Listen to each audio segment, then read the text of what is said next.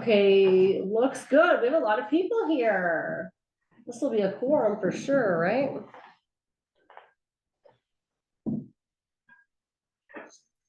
Okay. Cool, so it's 6:01. Who's doing minutes? I am. Oh, fantastic. All right, thank you. Great. Okay, so thanks, Helen. Okay, so today we only have Aiden here for 30 minutes. So I pushed all the things about him to the top so that he could get out of here to go to the skate park meeting. So we'll call it order at 6:02. Public comment period. There's no public. Any additional items to the agenda? We good? Okay, great. Can we review and approve the minutes of December 12th, 2024? I'd motion to approve them. I'll second. Fantastic. Great. All those in favor? Aye. Aye. Okay, the minutes are approved. Thank you. The only correspondence is we got this letter for Kristen Underwood from the Vermont River Conservancy, but is so I don't know if you want that. This is for Kristen, and it was in our inbox. Okay, I'll go pick it up. Okay. Do we also want to acknowledge the email correspondence regarding Seth Hill? Maybe. Could you remind us what that is? Sure. That was just an email from the select board, I believe, and/or Valerie, asking if we might want to follow up on a conversation that the select board had with David Brin from Vermont Family Forests and Mr. Gale, who has a lease on Seth Hill for maple taps. And they sent us a link to review those meetings and maybe add it to our agenda for discussion. Got it. Would anyone, well, so let's acknowledge that correspondence and we'll talk about that under the parks updates. Does that make sense? Sounds great. Okay, perfect. Great. Thank you. Okay, for new business, the annual report, I sent that out and several people approved it and then I submitted that to the town. So that's done now. So thank you, Zaylee, for the rough draft. And then that's it. Anyone about annual report, anything? I didn't think so. Okay, then that moves us on to Old Business Conservation Commission membership. So there are upcoming membership changes in the works. Anyone would like to speak about this? Yes, my term ends in March and I am submitting my resignation from the committee. We'll miss you. Thanks. I'm hoping that you'll stay on in other sort of committee capacities for the pollinator garden and so on, just as other ex officios have been available. I could become public. I might attend your meetings as a public person. All right. Well, we'll definitely keep you in the loop on when we have work days or like any interesting like outdoor events and stuff. We like to include the alumni on there. So we'll make sure you're on that email chain. Okay. But we'll miss you. Thank you so much for all your help. I'm gonna miss you a lot. So I'm really sad. But I've been processing that for a month now, where it's new to other people. So my question is, should this take place immediately since we have ideas about my replacement, or should I wait until March? I think whatever you're comfortable with is fine. We would love to have you, but if you feel like you're good, then we don't want to force you to stay, of course. So I'm happy to do it at the regular time. Okay. So that'll be I'll come to the March meeting, but that will be my last meeting. Okay, just help me with this. The annual meeting is the March or the April meeting? Does anyone know? March. It's the meeting after. It's March. It's March. Okay, cool. Okay, so you'll come to the March meeting then and sort of pass the torch or whatever. Okay. Really appreciate it. Thank you so much. Sorry, the camera's on the other side. I'm looking backwards constantly. There we go. Okay. Great. Well, we're sorry to see you leave, but thank you for all your help. And I'm glad we'll still know you if we have plant questions. You do. And then, Aiden had to take a phone call just now and he has an important meeting to get to, so. So we're talking about membership changes and that you were excited to take that spot then, is that correct? Yeah, I think So, it makes sense. so when we have our annual meeting, which we believe is in March, we'll just swap you into that spot. Perfect. And then you can vote in the minutes, or otherwise nothing will change. So that'll be great. Okay, well, thank you very much to you for offering and Helen for your time. And then let's move on to No Mo May while we have Aiden here. Mhm. So is that good with everyone to No Mo May it now? Great. Okay, we'll move on to that bullet point. Okay, what do we got? What's happening? So Meredith, I talked to Meredith and actually Carolyn called and we rebroached the conversation of No Mo May. Again, there's a few things to consider about where we want to do No Mo May, what it's going to cost to cut the grass down, which is twice. So there's an extra cost there. And Twice the cost or twice the cutting? twice the cutting cost, right? So we're gonna have to, it's gonna have to go, they're gonna have to mow it once. They're gonna be a bunch of cuttings, then they're gonna have to do it again to actually get it cut, because it's not gonna cut it clean the first mow, depending on how high it is. So that's also tentative on how much rainfall there is. Mhm. So more robust the grass is, more rain, so on and so forth, more cutting. Also, like I said before, where we want to have it and like where we want to showcase it and explain it and how we want to bring that out to the public. The green is probably not the best place. Carolyn did mention, which was a good idea, which we didn't really discuss further. We just threw at out a the bunch of time, ideas. which was maybe to have a patch of grass at the park to explain it, just because if not, maybe it won't work in the sense that we want it to and why No Mo May, but it'll showcase, because it's a public place and people walk by and be like, oh, why is this patch this long and why is it not being mowed and why is there a sign here and a QR code, and we could showcase it that way.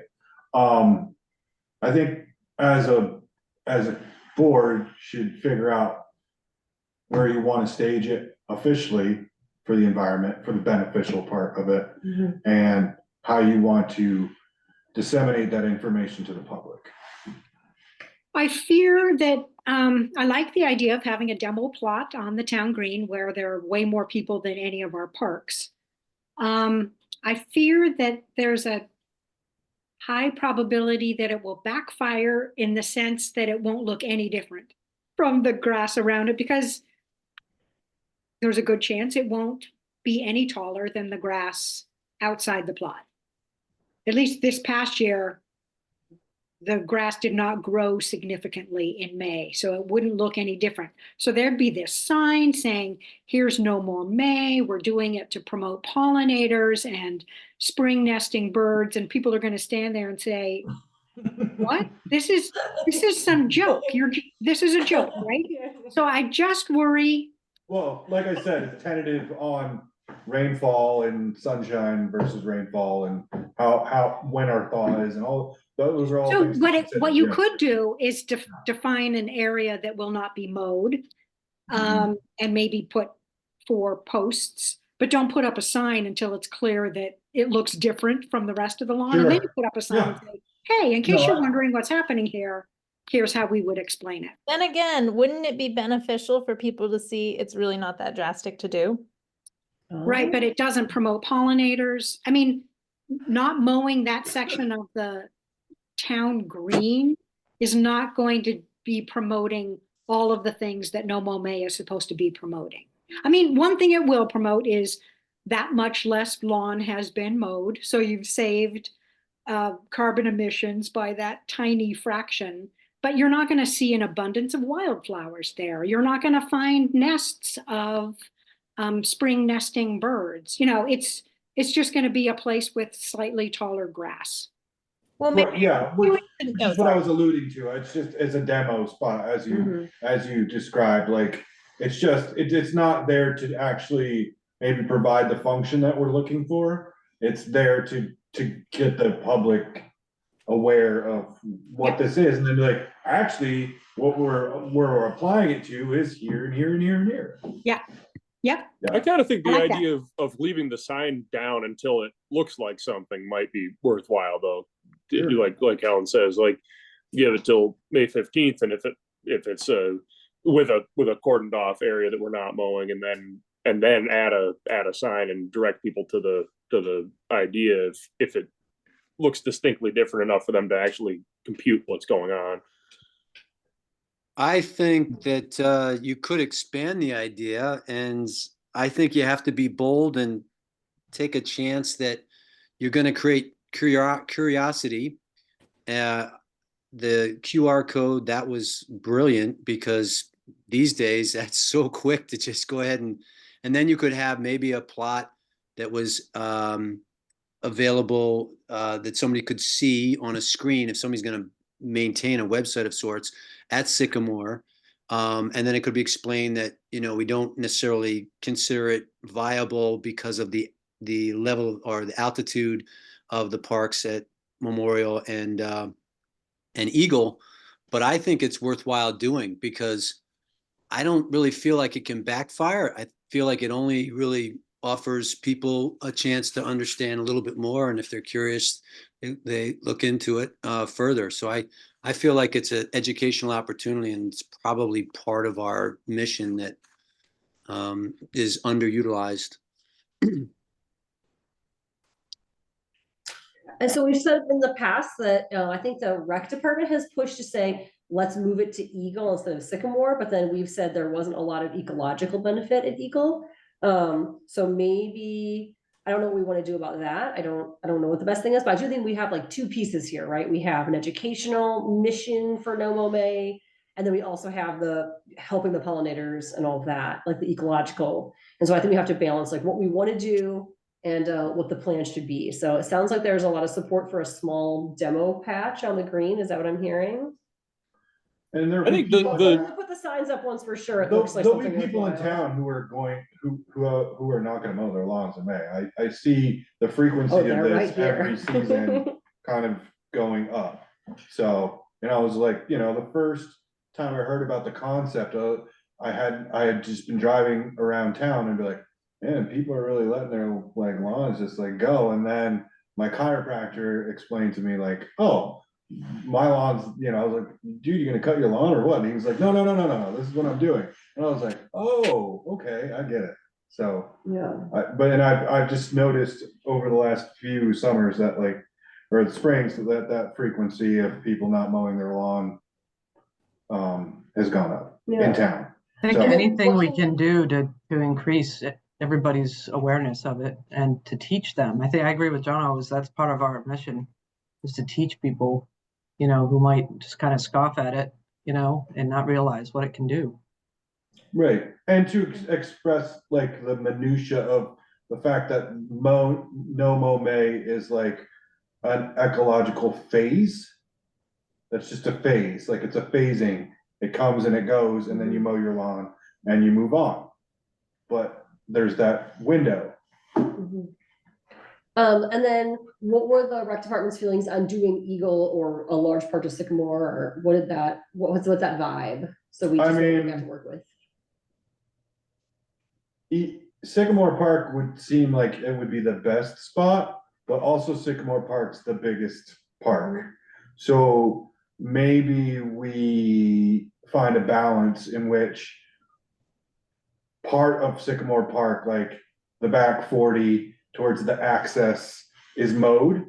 And then we do some sort of spot maybe around the apple trees, because might be a good spot. That's a good swap, like do from the apple trees all the way to the back. I don't see a lot of traffic footprints around that area. It tends to be like more towards the road on that far side, towards the river shoreline, and up through like more to the left side if you're entering Sycamore Park. So maybe something like that. I completely agree with that, because I know for my property, there's some areas where I just feel I have to go ahead and consider mowing earlier. I push it off. And then there are other areas that I know I can let go because it's not going to be an issue, and then get to it. And so I think for Sycamore, that's the way to proceed. I've always advocated the idea of brush hogging, because the tendency is the prickers, the edge between fallen branches, everything else.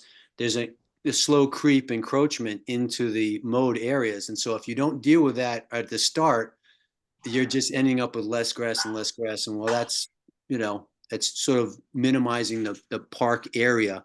But I definitely think you could choose, and also back to this idea of, well, they have to do 2 cuttings. I heartily disagree with that, because I just think, well, you've skipped 1 cutting, so already there's a savings. I think it's just a ploy potentially on the maintenance guys to just say, oh, no, this is Well, going to change our yeah. plan, and it's going to They- cost more. I just don't The buy it. dialogue could be leveraged. Yeah, I agree with that. Like, I mean, as a former landscaper or life landscaper, when Meredith told me that, I was like, those are the same guys who do mine. So they blow it out in like 15 minutes with 2 guys on zero point turn. So, that's a conversation to have with them. Because, if we choose to do that back section near the apple trees, which I think is the most ideal, also because we did a bunch of Japanese knotweed mitigation around the egresses and pathways through the park. And that's another phase of project that needs to be done. So having the grass short around those areas is ideal. Nice. Yeah, I like the idea of trying to balance, right? Like if we have, last year we did 1 patch that was in the front of Sycamore Park so that it could be good ecologically, but also an advertisement. If we do the advertisement, marketing, educational piece on the green, we can do something that's more ecological, like in the back of Sycamore, right? And that kind of Right. balances. I think And that's it's nice. not where we're working on mitigating Japanese. Right, it won't bother anyone, it won't hurt the Right. Nutley One project, of the and that makes sense. less. But Well, and we Sycamore can still be an advertisement as well. I mean, it's Oh, like of it gets so course, much yeah. I traffic, guess it but doesn't need it's, to be right up front. like, I mean, it still seems like having really good signage at Sycamore would be valuable. The amount of traffic that park gets compared to Eagle makes it a much more viable word spreading tool Definitely. than Eagle does. I'm Yeah, I think slightly we will- joking when I mention this, which is in the political climate that we're in about, the affordability and taxes and everything else. If by any chance we could support that this by cutting less, it's better for the environment, and maybe we're saving a little bit on our maintenance cost. You couldn't end up with a better win-win, but I'm not sure that really factors out. Okay, Well, so we in the won't know until interest, we do it. yeah, in the interest of time though, because we only have Aiden for 11 more minutes, and I know he wants to talk about parks, so I think this is a really good start on this discussion. And if you could continue following up with the Sure. price and think about some of these ideas, we'll talk about it next Sure. month. Would that be okay? Yeah, no. If it's possible, I think we should talk about some of the parks things. Is that okay? Sure. We good to talk about parks? Okay, so this is all still kind of about the parks we're just talking about, but let's move on officially then to the next park update. And we have Eagle, Memorial, Sycamore, Saunders, and there's a Seth Hill. There's a lot of different emails we've had as well going on about different things. I just want to make sure we're all good. So any updates from your side of what's happening at those parks? Memorial Park's pretty quiet. I pull up to the driveway, I check to see if there's any footprints and make sure everything's looking copacetic. And just wandered down gently and carefully in the snow down into theirs to check it out. And it's asleep. It's closed. Eagle Parks, again, looking fine. Everything looks good. Nothing's out of place or out of the ordinary. I did fix the informational kiosk at Sycamore Park. A while ago, we had a microburst and it took one of the glass panes out. Oh my gosh. And it's too big for one person to get back in there. I was able to get it with a friend back up into it recently. But the top tracking is kind of askewed. Either it's coming loose or Yeah, the wood is shrinking enough over time that it's not like robust anymore. So something to address in the spring, but I think the pane should stay in there for the duration of the winter. Yeah, and we had a report at the Sonder Rivers access, Bristol Flats area, that the kiosk was knocked over. Is that the one No, that said? Chris, did no, you see I that think, email? or at least maybe I didn't read it carefully enough, but I think they were concerned about from the kiosk. They thought there used to be a trail down to the river, which there never was. And, Oh, okay. and they thought it had been eroded by the river. And I do agree the river has eroded a little bit toward the kiosk, but there's no trail there. There never was a trail there that got eroded. So, I mean, I meant to reply to her. Got it. I think that's what she was concerned about was that it was kind of a vertical drop Right, that down to the the river from trail there. had a vertical drop. I thought the kiosk was a vertical drop. You're like, oh Got no, it. the kiosk is vertically dropped over. Okay. Yeah, yeah. Yep. So I Okay. replied to her that that was the case. Okay, that's good to know. So just the one kiosk has some problems then. Yeah. And then Sycamore, we talked about a little bit already. Anything else about that? Brush hog, something. Okay. What about the Saunders River access though? There was an email that I received. I forwarded to Kristen about Yeah. interest in the property in some way. So because Um, that property has a river corridor easement on it, and that easement is held by the Vermont River Conservancy, they need to do as part of their stewardship an annual inspection of the property to make sure that the property is being managed consistently with the interim management plan that's in place there. So that's what that person did and then sent us a report. got it. I can reply to her about the trail, that there never was a trail from the kiosk. Mhm. They also mentioned signage along Route 116 would be good. And yet I meant to find our interim plan. We've had this discussion when we originally prepared the interim plan, that this park is not a park to attract lots of activity. It's a park designed to address flood floodwaters, essentially be like a stormwater containment area. And we aren't really wanting to draw large crowds into there. So there was that as an issue, but there was also it would require an involved permit from Vermont Agency of Transportation and quite an expense in order to erect any sort of sign out there at 116. Mhm. So in the past, we opted not to do that for those Yeah. reasons. Yeah. I think we should refer to it as a conserved property and not a park. Yeah, I think that's a great idea, and I think that's why we call it the river access. It's not really a park. It's an Yeah. Yeah. access, but it could be might be a even more clear way to say it. It's a conserved property. Yeah, I think the tricky thing with it being referred to as an access always seemed to me that it would be easy for people to assume that that was an access to the river, Yeah. you know, a Right. launch or something like that. Right, Which yeah. is probably what I would think if I saw it on a map or a, you know, Yeah. something. Well, and having an informational kiosk too, it seems like, oh, I'm supposed to go up there and read the kiosk and do something there, right? Right. Yep. So yeah, no, it's a little bit of a complicated property. But okay, I'm just glad to know they did their thing. They said that if we they could mobilize volunteers or funding to support any goals we have for the property, but it feels like at the present time, it's already fulfilling all the goals we currently have for the property. Is that correct? Yeah, I think that's a good way to say Okay. it. Yep. Okay, that sounds great. What other parks things do we need to talk about? The Seth Hill. I totally missed those emails, the holidays and all. What were these emails about now? About Seth? I just I totally did, missed them. yeah, I did too. I think the gist of it, and I didn't do my homework either before tonight, Did anyone but else read those emails? but the gist of it was that David Brin came and told us about the erosion control work they had done. Um, and then after the fact, that same erosion control work, I think, makes it difficult in some ways for Don Gale to access the property for the maple taps. And so he was requesting, could some modifications be made? And I think my assumption is the select board was suggesting that maybe this is a discussion that the Conservation Commission wants to take up and advise on, and take further. And they were kind enough to point us toward the points in the video recording of that select board meeting where this discussion happened. And would we take a look at that and then maybe discuss it at our next meeting? So I don't know, maybe we want to do that for homework for next meeting.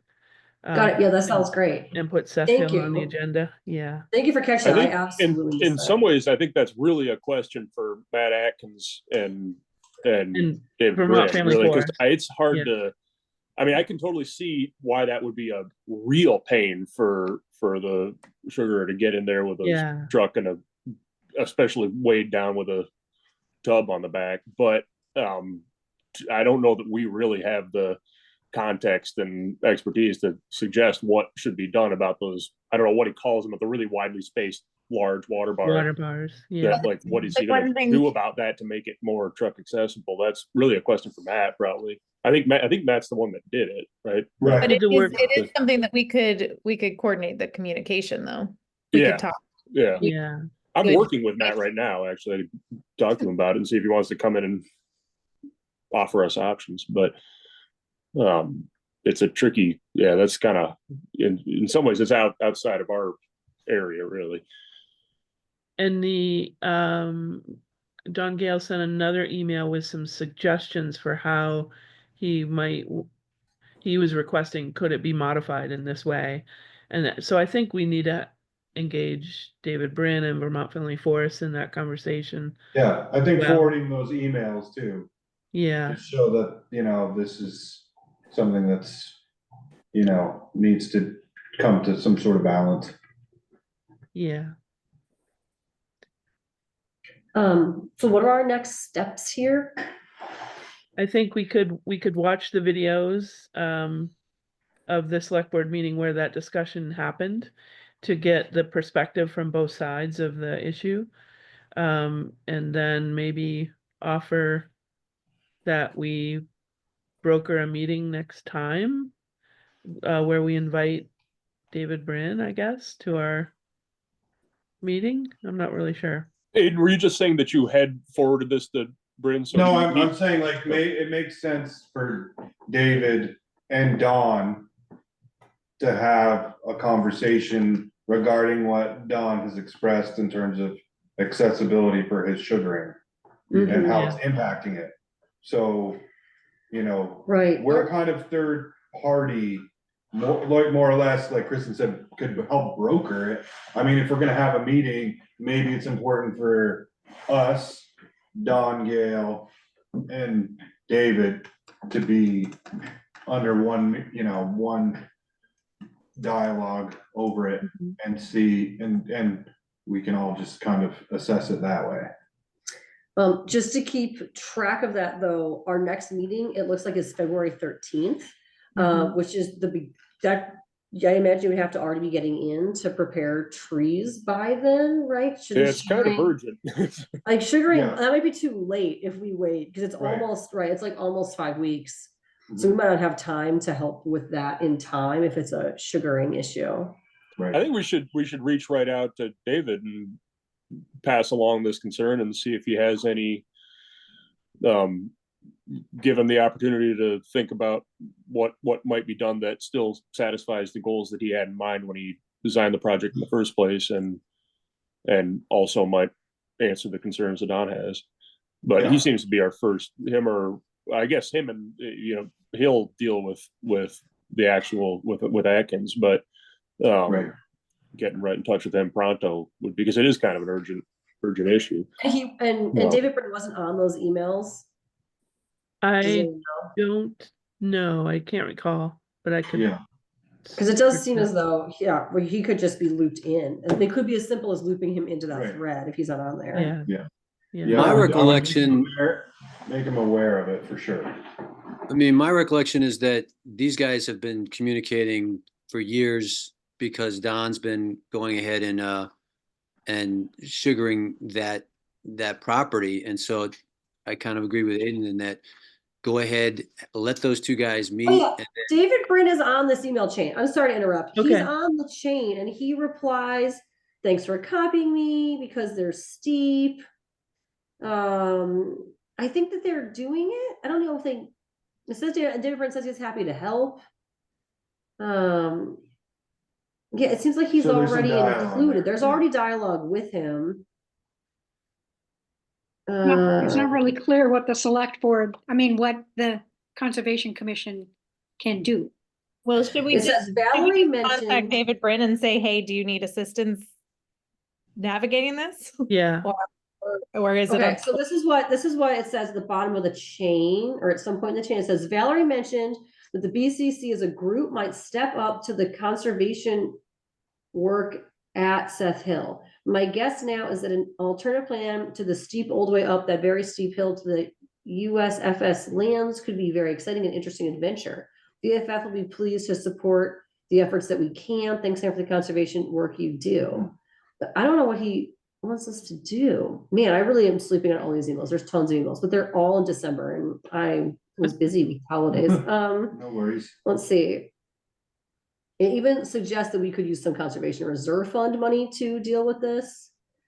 I think the approach at this point would just have us just be like, hey, David and Don, checking in regarding these issues. Yeah. Let us know if you need us to weigh in on it Yeah. or whatever. Well, As the commission, for whatever, I mean, the reality is that Don and David know that land right. and are communicating. So they know, like, if Don's just like, hey, David, why'd you put that there? You're like, oh, sorry. Like, then they can figure it out. And then Matt can come in and do whatever he needs to do. He's like, I gotta get my truck here and there and the other thing. And as the commission, we should just be able to be available to that dialogue. And if somebody if they want to chime in with us, we can be like, as a commission, like, oh, this makes sense. Or if we have any concerns, we can voice our opinion, but. essentially, we didn't know much about this. I mean, it wasn't on Right, anyone's exactly. We all radar found out back in about the this when fall, David and told then us Right, what he now, had done. I guess that's what I mean, so I'm out of time, but, I'll catch in with you guys on the next one. Yeah. I'll All right. keep you abreast of any exciting developments on my parks run tomorrow. Thank okay, you. thank See ya. you. Yep, But hold on, Carolyn, it sounds as though the line that you read out loud from the email, Yeah. David Brin responding to that was saying, he's implying that the Conservation Commission might be interested in exploring this place as a potential park No, for the town. no, not so much a park, but to carry out some conservation activities that would address Don Gale's concerns, I think. But I don't know. I think we need to clarify that from. Who was that email from that you were just reading? I missed that. Was It that was from Don's David email? Brin. Then there's one from Valerie that says, is the Conservation Commission interested in getting involved in this? The Conservation Reserve Fund has a lot of money in it, and I wonder if someone might be available to accommodate the sugar bush operation and recreational access. Chris Purley, a member of the fire department, also noted after the meeting that emergency vehicle access is important in the event of a forest fire or injured person. So now they're talking about using Conservation Reserve Fund money, which I don't know if that can be used for a property improvement like that. It says we I can don't use fully understand Yeah. why. So, okay, emergency vehicle access to the national forest on the other side of it. We have thousands of acres of national forest that has not got emergency vehicle accessible roads running into it. I don't follow that point totally. I think it would be if someone were on the town-owned property and needed rescuing, that would, Yeah. it would be difficult to rescue. Well, yeah. But like you Yeah. say, a lot of upland area is hard to access. Yeah. Yeah. I mean, Yeah. by the same token, Memorial Park would be a heck of a thing to drag somebody out Yeah. of too. Yeah. Like, there's a lot of, I don't quite follow that. I think what we have here is kind of going to be a problem if there needs to be good access for the leaseholder to the top side of that property, all of David's work was related to mitigating storm event water coursing down these trails. We can't, it seems like building another one for them to be, you know, if that's the idea, would run counter to what David was trying to do in the first place. But all of this though is like I'm saying, is I think it's just kind of above our understanding of the situation. Is really David's question to answer. If better Right. access can be achieved while achieving or continuing to achieve what he had sought to do in the first place, he's the one that knows that. You know, I don't quite see what our role exactly is in this. Well, and at the end, the last one that I'm on, and I just forward this to all of you as well, if you want to look in your email. The last email on that chain is from Don again and says he now understands why the water bars were installed and understands as part of the plan, but I'd like to know if it's possible to tapper, Tapper. Okay, I thanks. think he meant taper. Yeah. Okay, I want to make sure if it was a forestry term, I didn't know. Yeah. The water bars, to keep them the same depth as required by the accessible practices, make them easier to traverse or replace with an open culvert design. This design allows for anyone or anything to easily travel over the culvert and is easily cleaned out with a Pulaski. I don't even know what that means. So as you said, like this feels like I don't know how to help with any ASCII of is a this. fire tool. It's like an axe that the Oh, fire. thank you. Okay, thank you. I see this as a two-step process. I see first is they're already in communication. Don and David are communicating, and the sugaring season is around the corner. So somehow it just seemed like they wanted us to be aware of that they're trying to come up with some plans. And then the second part of the process is that we maybe would be best to go out and visit this property, just like we were all in the van last year to visit the parks because of the accessibility project. That could be a trip that could be planned sometime in the spring, and then just get a better handle and either coordinate that as part of a meeting with David and others. We have a role to play. I'm just not so sure what the role is. It may be very insignificant, kind of like Saunders, where it's a conserved property that has a water function, and that's about the limits of it. But we're getting pulled into this, but I don't understand it as well. Right. It is not defined as a park of the town. And I mean, Vermont Family Forest has lots of land, and I don't think they're hoping that we will come in and help them navigate difficult legal issues that arise when they make changes in the land that affect someone else who uses that land as a way to access their sugar bush. This was never a town park. So it is town property. But it's not, but the town has lots of property. We own it, but it happens to be in Lincoln, but Bristol owns it. Right, but I don't think the Bristol Conservation Commission is responsible for all the land that the town owns. Is that true? We are responsible for all the land the town owns? Well, we're responsible for conservation issues townwide. Yeah. Right. Which does An lead to interesting the property there too, property Bristol's town management, conservation like objective. if there's a conservation question on anything that has to do with Bristol, right? Mm-hmm. It does raise the question of how this project happened in the first place with us having anything, knowing anything about it. How did that come about? That we asked those It was questions. great, but yeah, there were some emails about that a year ago when they were getting funding for this, and they didn't ask us about it. We were informed that they had received funding. Was the first we heard about it. Yeah. So speaking of funding, when they bring up the Conservation Reserve Fund having a lot of money in it, so I assume Vermont Family Forests funded the project in the first place. Is that the original project was funded by a grant through the Addison County River Watch Collaborative, and ultimately it's state funds. But so if any sort of additional work were needing to be done, we would have to figure out a way as delegates of the town, so to speak, to figure out how to pay for it, right? That's the idea. Yeah. Right. I think that often when anything happens that's like outside that seems parkish or conservation-ish, it's easy for the select board to go, oh yeah, the conservation reserve has money, maybe that'll work. And then we often say, oh, whoa, we only use it in certain cases. It has to be used for land acquisition, conservation easements, and or interest in property that achieve Bristol's town plans conservation objectives. And then from there, we've seldom ever used it outright. It's almost always used to leverage other monies. And so I would be very careful. Often I feel like we get an email that says, what about using that? We go, whoa, that's not actually how that money is supposed to be used, right?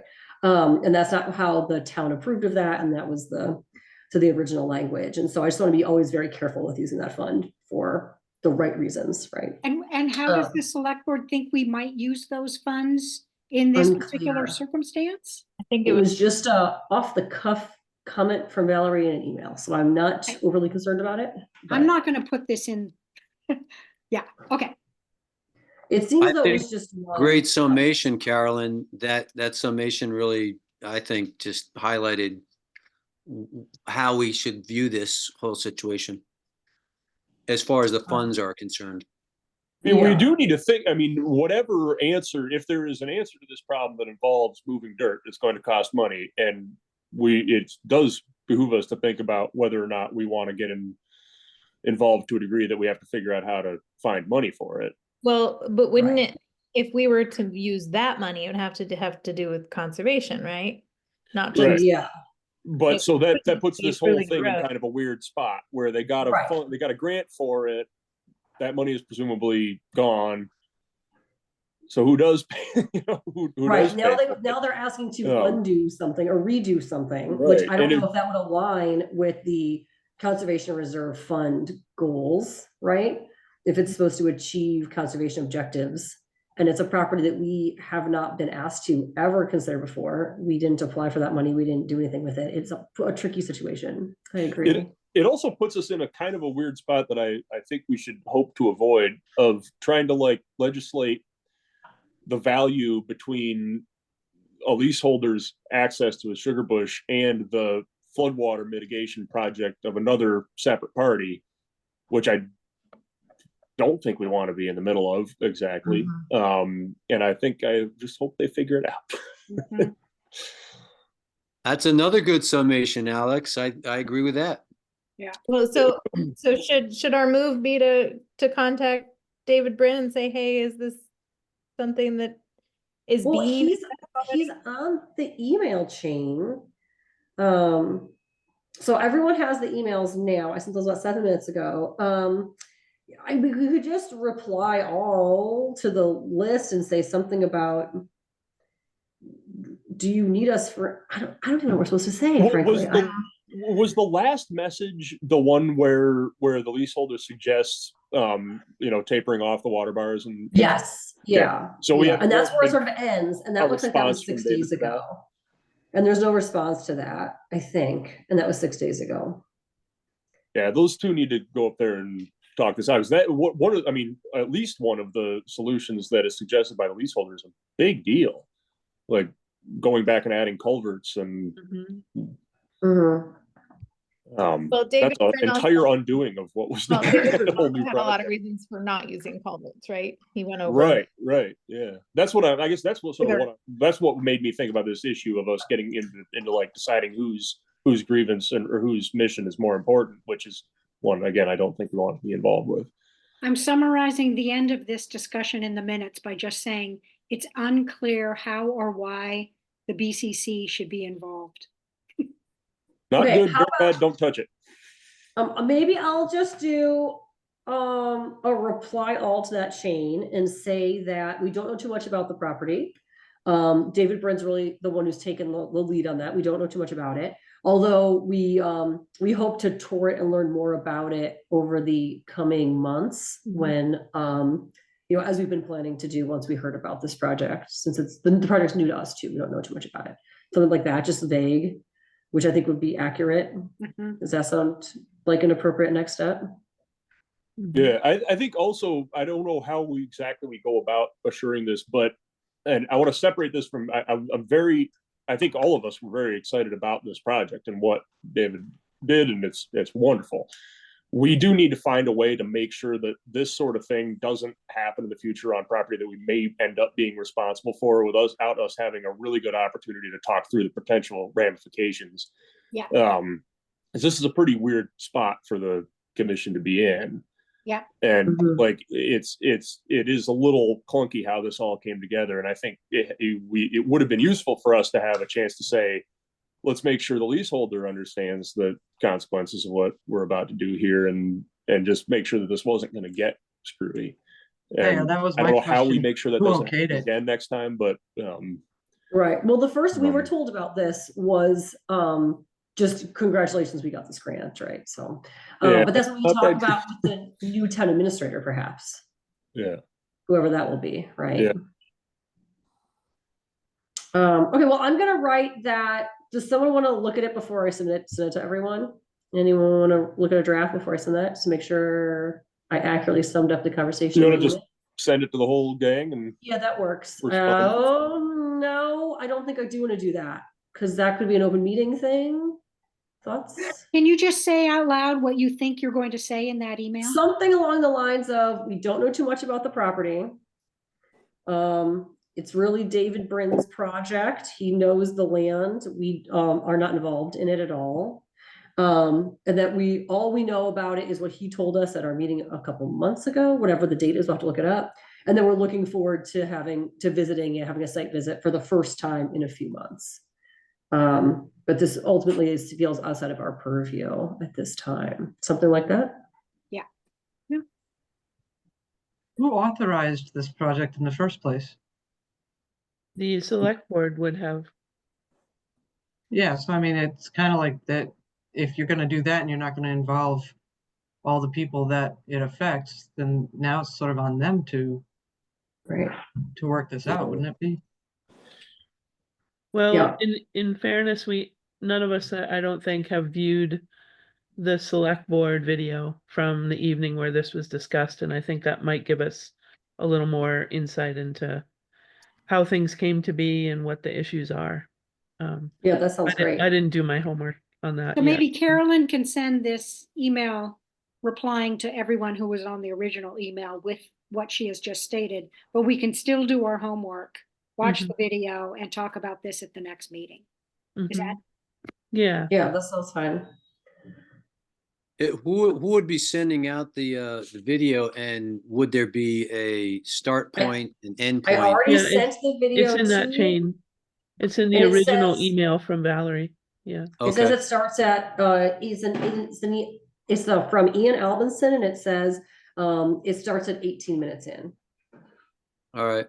It's a YouTube link.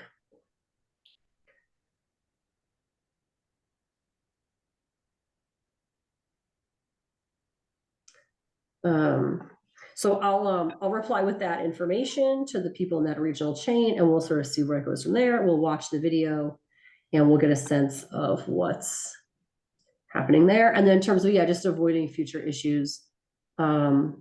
Yeah, it's hard because you never know when they're going to pop up.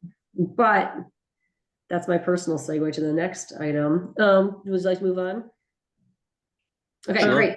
So, oh, sorry, Kristen. Oh, sorry, Carolyn, on the issue of Saunders, there was an original email to you from Vermont Rivers Conservancy that had the report attached. Would you Yeah, be didn't I able, send that to you? would you, No? in the forwarded email, there was no attachment when you forwarded or replied Oh, to, I didn't get the attachment. If you could just forward the report. sorry. That's okay. Yeah, I can do it. Yeah. I just didn't Yeah. come through. Thank you. Yeah, it's on that email. I don't know why you didn't get it. I'll make sure you get that. Yeah, it might be a weird thing with my email. Well, sometimes like the forward versus reply all, or Yeah, exactly. I'm gonna do that to you right now, and then Thank let's you. just see if you get that during the meeting, and then we can touch back if you don't get it. Thank you. Yeah, I'm sorry, I thought that went through. Okay, accessible parks design. Okay, great. Letter D, accessible design for town parks. And there was a confusion about whether or not this was what we needed to do or what the timeline was on this at our last meeting. We thought maybe there might be someone that wanted to come in today, or maybe then we got an email last night saying, we want the information now. And I wanted to someone that was in the loop to talk about this. And then Kristen, you said that you were in the loop. Yep. Okay, great. Yeah, so just as you saw, there's an outline for the report that they're sharing with us. They aim to provide a draft report on January 15th.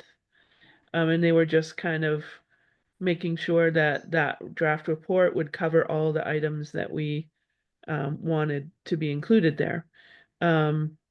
So it's as simple as that, really. There's not much more new information compared to the last time we talked about this. We're just waiting or anticipating the report. I did reply to Dan early this morning as a member of that committee that I hoped that their report would indicate the deed restrictions on Eagle Park and Sycamore Park, which constrain what we can do there. And that also I hoped that they would have a little paragraph in there describing that all three parks are riverside parks and will be and have been historically impacted by flooding to various degrees, and that context should also be considered when we think about improvements at these parks and maintenance requirements for those improvements. So, and Dan replied, sure, that they're definitely going to include that information in the report. But I can also convey any other concerns or feedback that this group has to that group. I thought the response that you had really summed up well the things we had talked about previously. Anyone else have any comments, new comments, or comments on the comments we've had? I have loosely been following, should have been participating a little bit more, but it seemed to always be, I don't know, falling off my priority list. I think that it would be smart to have on those maps the location of the park signs and the location of the kiosks. And second, bike racks. There's an ample amount generally of picnic tables and benches, but I think a bike rack in each of the parks would be probably a pretty reasonable addition. I'm not so crazy about the full asphalt of the paths, but I guess I leave it to those that are more familiar with how these things work. I just kind of think that can get cracked and it's got to be maintained over time. So I'd prefer more of a natural path, but it's kind of a combination of both. But the parking is, I think, as has been mentioned by Aiden and others, when you first come in, that's your first impression. That's been substantially improved. And with Sycamore, I counted, there's 24 parking spaces and 2 handicap spaces in each of the parks. The number is obviously less in Eagle and Memorial. But when you look, Carolyn, what you've got on the screen right now is Sycamore. I think it's a mistake to have the walking path be closer to the river because there's more scour there. I'm not sure why they wouldn't want to take the path and locate it as far away from the river. So theoretically on the west side, and those parking spaces, it just shifts the orientation there. That would be my one major observation. I've been jotting down these notes, John. I'll pass them along to Dan. Wonderful. Yeah, the biggest concern for me has been always is just maintenance, right?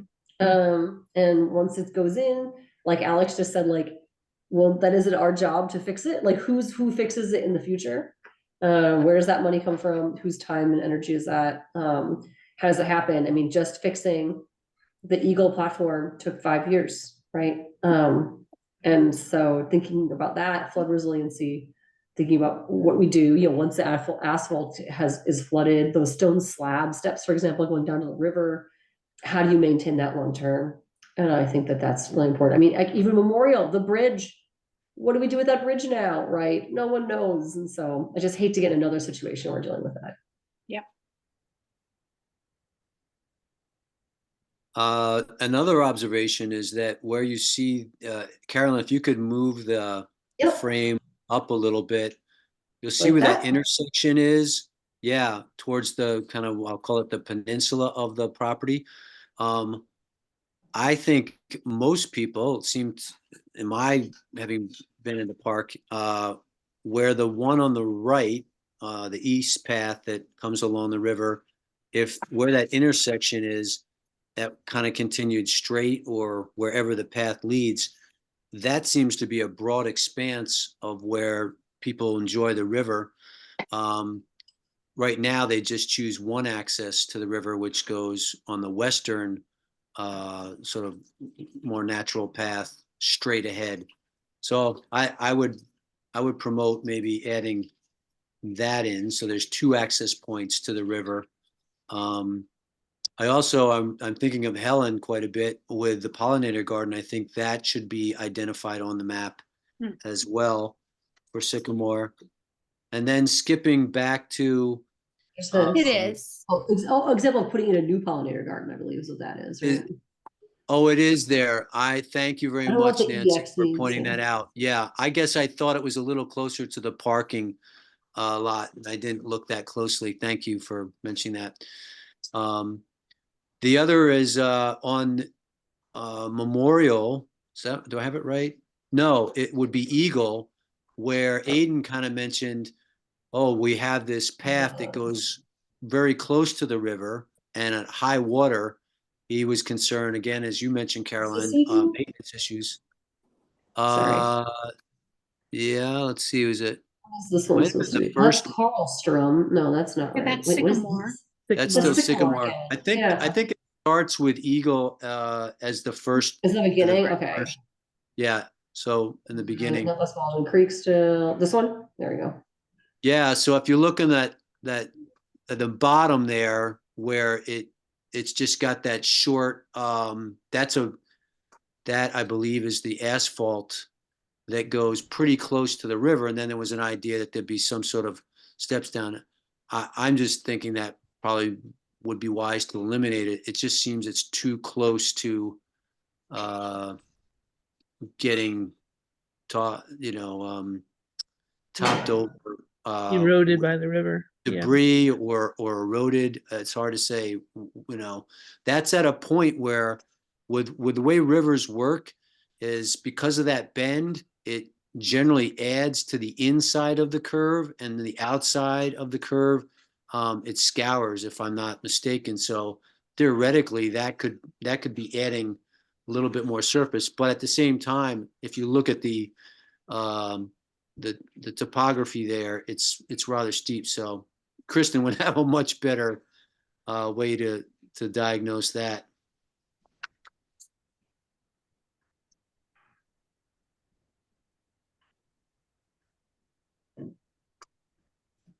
Yeah.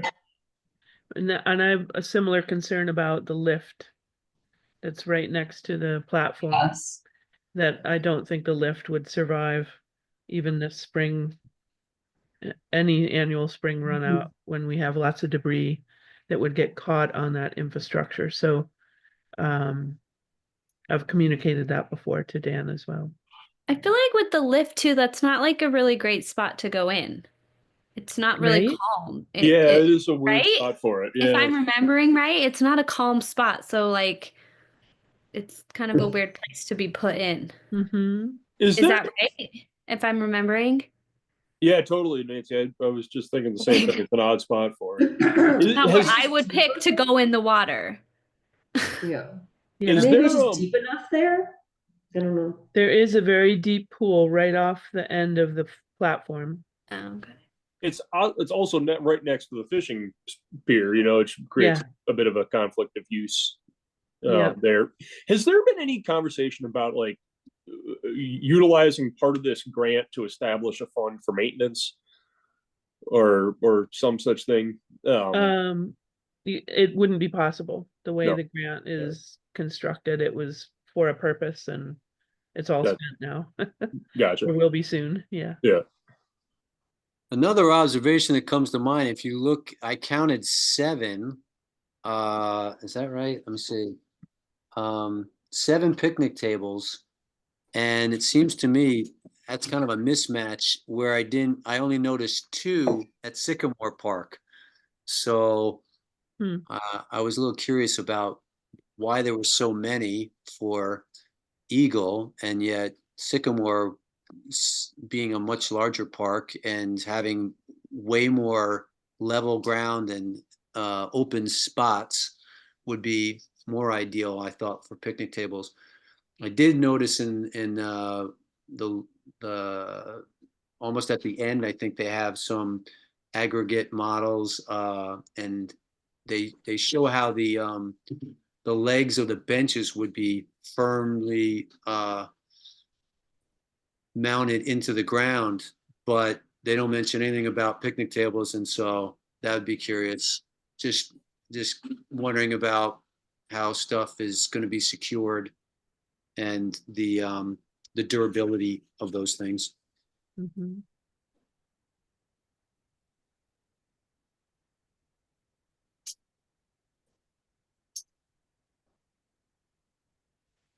Aren't there not allowed to be permanent structures installed at Sycamore Park because of flooding? And so maybe they're Because not, of deed restrictions. right. So they're not there- proposing putting picnic tables there because of that? Picnic tables would be an exception, I think, because they're theoretically movable. Yeah, Okay. they're not. Yeah, it's more Okay. the, built structures. Right. Even kiosks are allowed because they support the recreational use of the property and, essentially they're 2 posts. But like a pavilion wouldn't be allowed. But a pavilion probably would not be allowed. Well, what about stone But the steps? stone steps, is that kosher? Yeah. It's 'Cause we've probably in the talked about gray area. We've Yeah. talked about steps before for Sycamore, just because there's that dirt hollow you gotta kind of like run real fast down to get to the water. We've talked Yeah. about steps before and we've said, well, yeah, actually those would just wash away. And it might not be allowed anyway with deed restrictions. Would asphalt be permanent structure? It's not a structure, is it? It's a permanent. It's a gray surface? area. Okay, Yeah. okay. There's a clause in the FEMA, in the deeds, something about supporting recreational use or whatever, and I think we would need a legal interpretation of what would be allowed and not. Got it.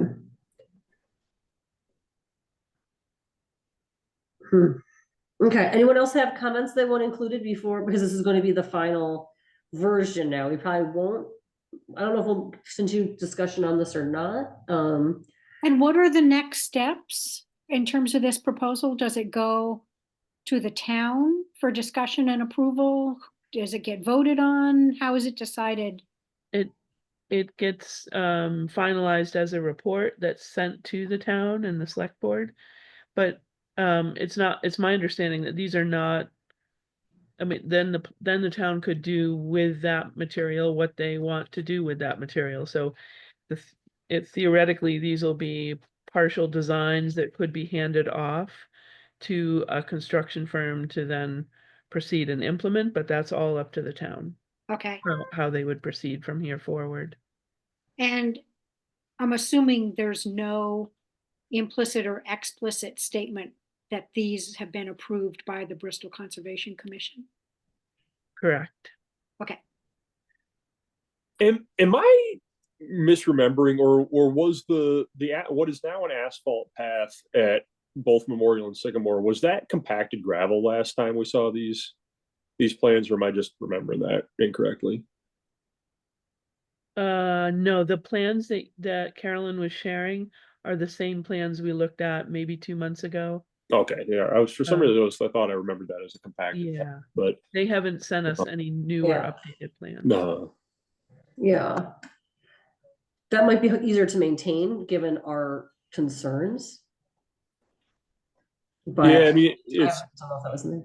Yeah, mean, or maybe not. I guess I don't really know. I mean, maybe the asphalt is going to be more more resistant to runoff and so on.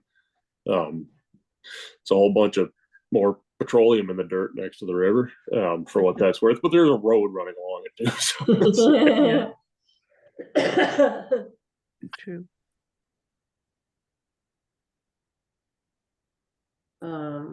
Okay, well, so the timeline is then they were gonna write a report at the end of January, is that right? They're gonna send a first draft by January 15th. Okay, So I imagine there'll be time for us to comment on that draft. cool. Okay, great. So we'll see what happens then, and we'll see if we include that for like February meeting or not, depending on what they ask for and where we're at with that project. Does that make sense? Yeah, yep. Yeah, this was the last opportunity before the 15th to have some further input. Okay, cool. So if we were to sort of bullet point our input, location of the lift is a concern, and the what was our other big point? The stone steps in Sycamore being a concern in their location. Yeah. I have some notes here about Jono's suggestion for adding bike racks, making sure that kiosks and signs at each park are indicated on the maps. That we have some concerns over the asphalt of the paths needing possibly more maintenance over the long haul, and that we would prefer more of a natural material for paths, balanced, of course, with accessibility. And we want to make sure that our paths are not too close to the river where they can be scoured and may want to be set back farther from the river. How does the process by which the town assumes responsibility for maintaining such a project come about? Does the select board have to sign off on this and agree that the town will maintain it? Is that the sort of a next step? Yeah, but what's coming out of this project is simply a final report with designs that are fairly advanced designs, like not all the way shovel ready, but close to shovel ready, so that it would be possible for the town to hand those over as part of a bid package to get contractors to bid on that and implement it if they found more funding to do that. But there's nothing requiring that we do this either. Mm-hmm. So I think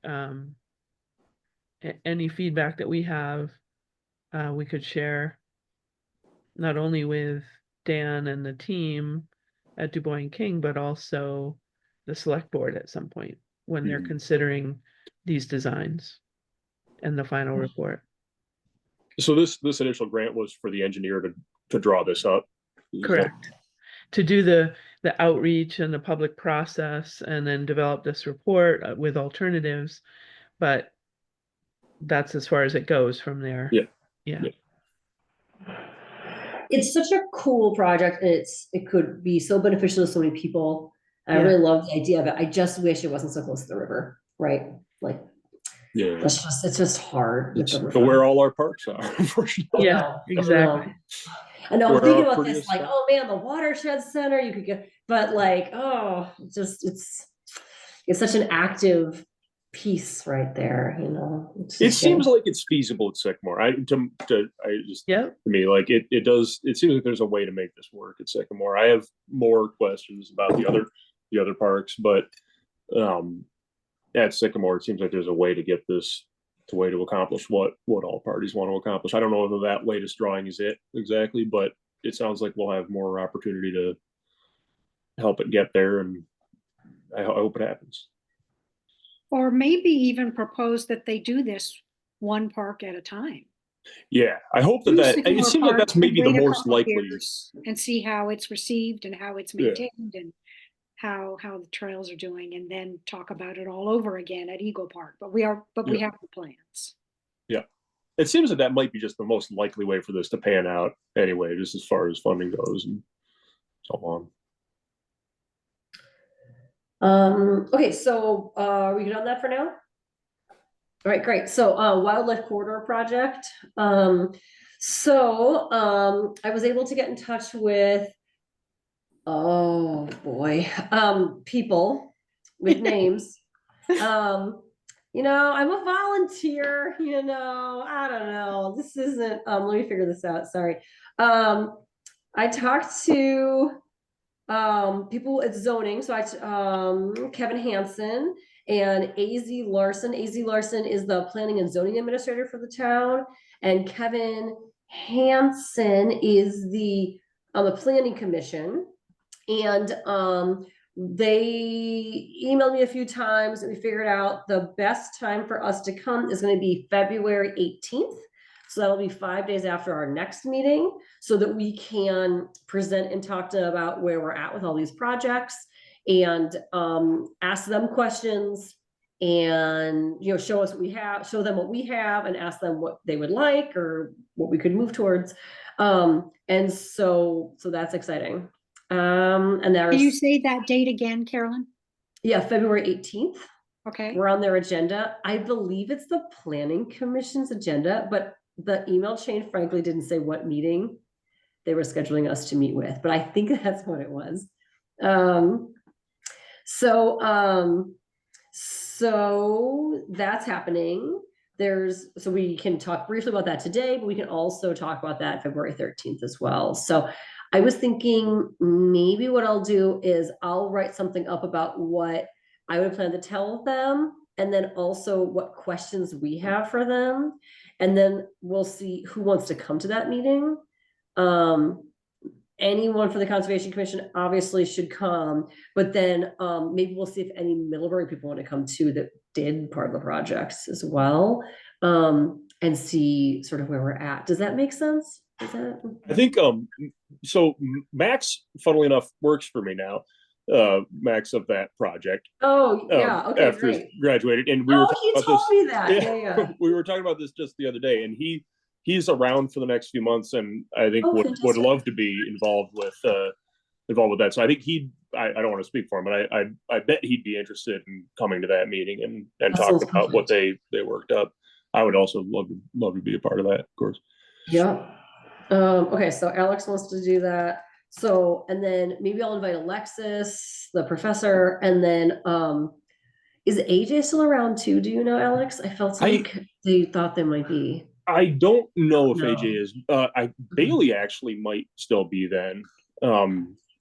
He was going to stick around a little bit after. He's going to graduate though, yeah. Yeah, he had some sort of plan to be around here for a little bit after graduation. Okay. I think, but I'm not positive on that, and I don't know about Well, it sounds like we can just contact Alexis and Max, and then they'll figure it out from there. Yeah. With the rest of the team, and then I also think we should just create some kind of document of sort of, first there needs to be a where we're at, and that would be something that'd be great for the students. Like Max can run with that. That'd be fantastic. And then I also want to make a list of things, questions we have for them, asking them like, what would you want? Or this is what we have.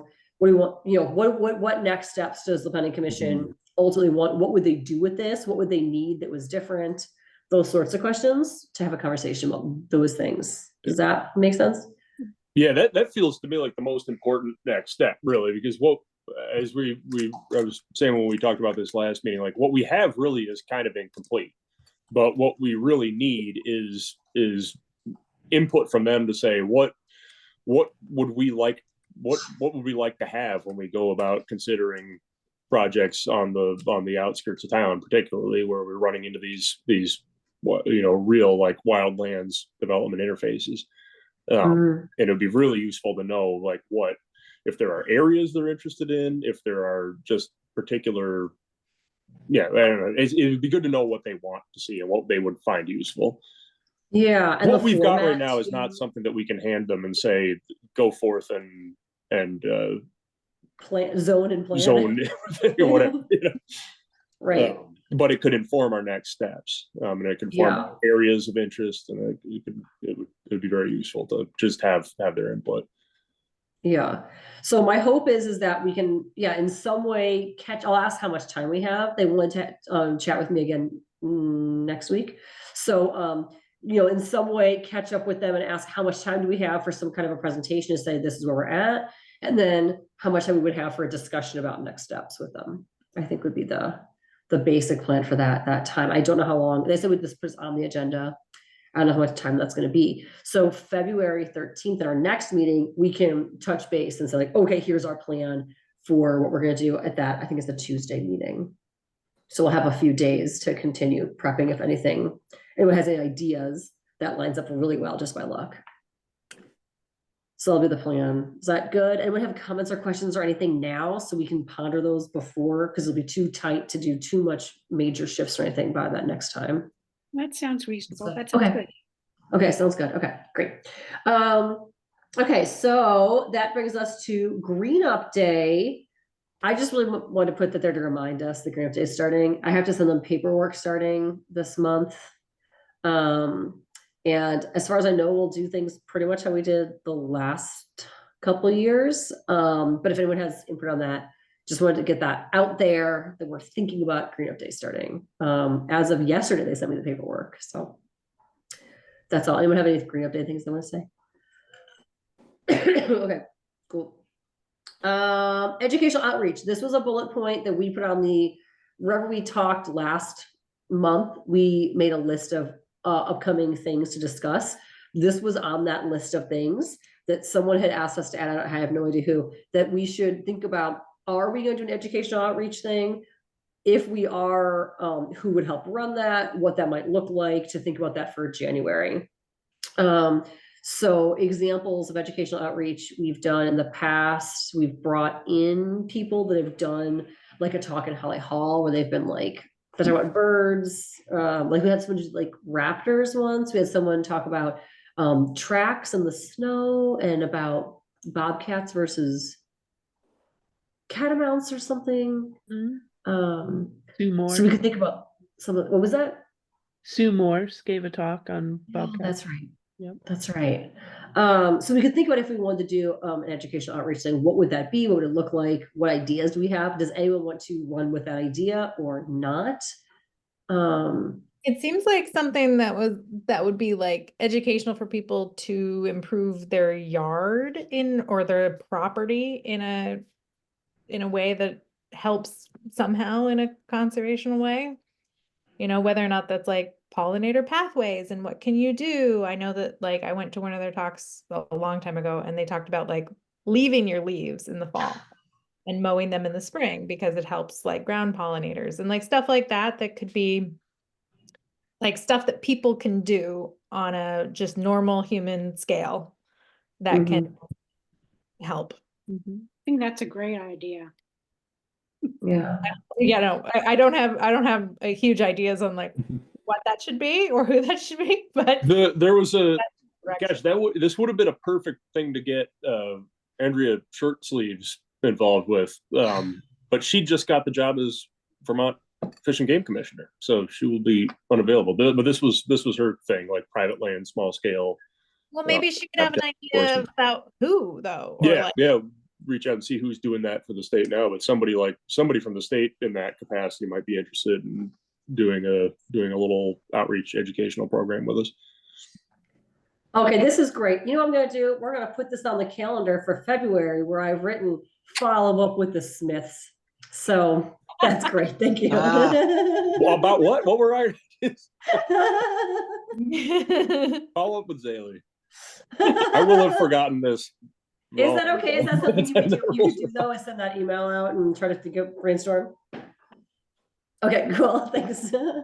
There's another person who might be good for that type of presentation is a mid-alum named Emily May, who works for the Xerces Society, which is the Society for the Protection of Invertebrates, which include all these pollinators.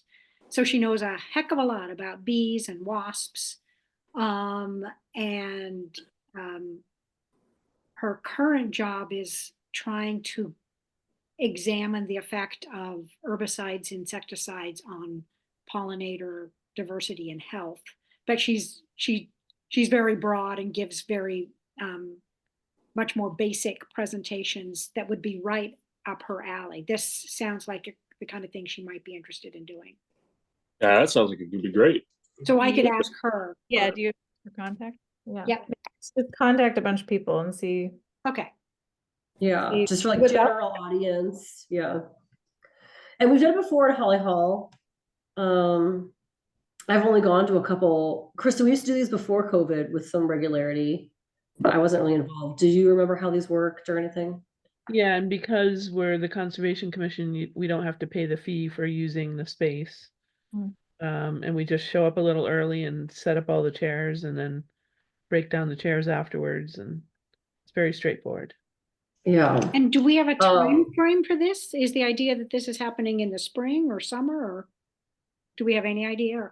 I think like We April used to or do May more might of be good these. if we're gonna do a pollinator or clean yard maintenance before everyone starts doing all of that to give them the information.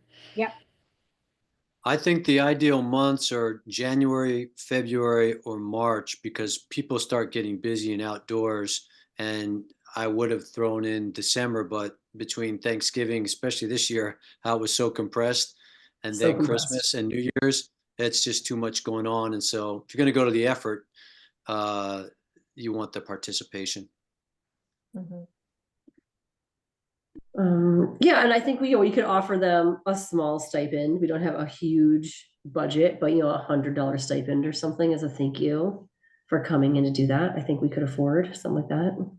Mhm. And often we have co-hosted these events with other entities, so like the Watershed Center Oh, or others, and usually done like free but donations welcome, and you end up doing just as well as if you charged money usually for that's a those. perfect idea. And then that money can go to the speaker, and if there's any left over, it goes in our general fund, I guess.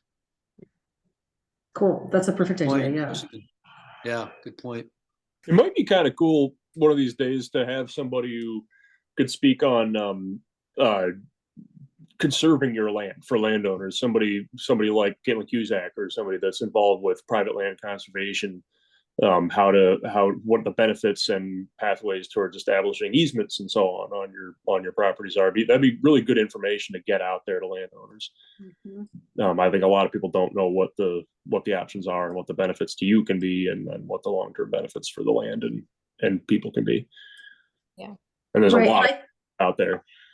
I think too, we can think about, some people do outreach as part of their profession, right? Like their role is to be the outreach specialist for their organization. Yeah. And so in that case, us just hosting it, giving a space, sending out some emails, provides that for them, that they might just come because that's what they do, right? Which could be another way to approach it. Yeah, and in fact, I think they're not allowed to accept money because that is part of the job description and role. Right, yeah. Or other people, it's different for different, yeah, exactly. So it could be that we could have someone that just really wants to talk to the people of Bristol about what they do as part of outreach. Mhm. You So know, there's a lot of options out there. It's just something we thought of, we should think about this. This could be something we could do 3 of these next December, January, February or something. Yeah. But it's something that was fallen by the wayside. And we thought, let's get this back on our radar because we used to do these before COVID and we really haven't gotten to doing them again. And it'd be nice to kind of, get back to some of that public education outreach. Some of those things, the town plan, those goals that we have, some of those are about, telling people about endangered species in the area, telling people about land conservation, invasives, right? Those are good ways to kind of get at some of those goals as well as by having events like this. So I completely agree, Carolyn. Also, you could have just a very short 4 minutes of this is the Conservation Commission's mission. This is what we do each time. So it's another way to introduce people to the Conservation Commission. And furthermore, currently right now, Salisbury has a number of speakers that they've hosted in the last few months. And prior to that, I used to live in New Haven, and New Haven, their Conservation Commission was extraordinary. Almost, I don't know, 5 or 6 months out of the year, they had speakers. So we could draw on the well of history of those two organizations, and somebody that spoke 5, 6, 7 years ago would be a good candidate to speak here again because it's timely and current always. Mhm. Awesome. So who wants to think about educational outreach stuff? Does anyone want to like be like, I'm the person, or do people just want to like percolate the ideas or reach out? What are our thoughts? Sounds like there's a few of us who should reach out to different people. Yeah, and we I guess if we're reaching out to multiple people, we could pose it as like we're thinking about doing something of a series in the future of these things, you know, so we don't end up with a bunch of people committed to our next thing or whatever, you know. Say, would this be something you're interested in coming and talking to the commission? And if we did a 3-part series this year or so on and so forth, and maybe get a little bit of a list of interested and available parties who could be a part of it for us. Cool. So we'll just continue. If you have ideas, oh, Jono was talking and now the camera has picked up the picture of Jono, which is really funny. I think we'll just continue this discussion next month, and people can tell us if they contacted people, what the vibe is, the level of enthusiasm people had for the project. If they want to do it like, yeah, we're doing one in March, or it's like, well, they're on the back burner, we'll make a plan. We'll feel it out. Next time, does that sound like what we want to do going forward? Mhm. We're seeing nodding. Great. Okay, great. So let's move on then, because I want to get us out of here quickly. So the next one is the BCC stipend. It has been restored. So there you go. I called the town office and I talked to the interim town administrator. He gave the entire story of woe. And he said, I don't want to hear about it. How much money do you want? And I said, I just want the original money we used to have. And he said he'd put it in the budget. So we're back hopefully to $300 measly a year that we could pay educational outreach with. We could make copies or buy fence posts or whatever. But that money was lost in the treasury shell game. And so it's supposed to be restored now. So sounds like you could have told him any number. Yeah. that is went with true. 300 bucks. He actually asked me, what number do you want? And I said, I don't want to defraud anyone here. I just want to be made whole with our original number. Even though there's inflation, I just want our original number back. I'm not trying to like hoodwink anyone here. I just want the original number back. So that's where we're at. So Congratulations. yeah, that joke was made. So there we go. So hopefully, I think I just bored him to death, and he said, "I'll just give you the damn money." Because Wear it was them just down, getting dude. ridiculous. So there you go. So yeah. And then I was also warned in that meeting. Remember how I said I got those account numbers and all that treasury stuff will be better? Apparently, the account numbers may have been changed, so we may be back to square one on that. But we're gonna keep fighting the good fight and doing our best here. All right, so that's where I'm at. The stipend was restored. That's been a long time, and I finally just got a sympathetic ear. All right, well, the last thing is the bookkeeping. This was also part of that same conversation. I emailed several times with the clerk, and at one point, so this bookkeeping issue, the minutes have been sent, but not posted for almost a year now. I think a year as of this meeting. And so we've had several different clerks contacting the town clerk. I've made it one email with all the minutes as attachments to one email and sent that. The clerk replied back to me and said they were posted. And when I looked online, they were only 2 of them have been posted of the all the months I'd sent. So I re-emailed those back in. And then I called the town administrator and said, I just am worried about open meeting laws. We don't want to lose these documents. We need to get them posted. And I'm hopeful that that's going to get those posted now. So we'll see. But I did finally get someone on the phone to talk to about it and say, we just need them to get online just because they've been approved. We have all this record. We don't want to lose it. People's computers crash, things get lost. I don't know. It seems better if the town has it. So yeah, so I did talk to a human. Hopefully that'll get posted in its entirety soon. And that was the end of the comments that I had. Anyone else have any comments about that? It's exactly 7:30. Yes. Okay, so our next meeting will be on February 13th on Holly Hall and with a Zoom option, which is very popular. And then that looks like that's it. So would I like to make a motion? I'll make a motion. I'll second. Awesome. Who was your motion to adjourn? Oh, to adjourn. Great. All those in favor of adjourning? Aye. All right, adjourn passes. The meeting is adjourned. Thank you all. I'll see you in a Thank month or you. so. Thank you. Okay, bye. Bye. Wonderful meeting, Carolyn. Thank you. Thanks.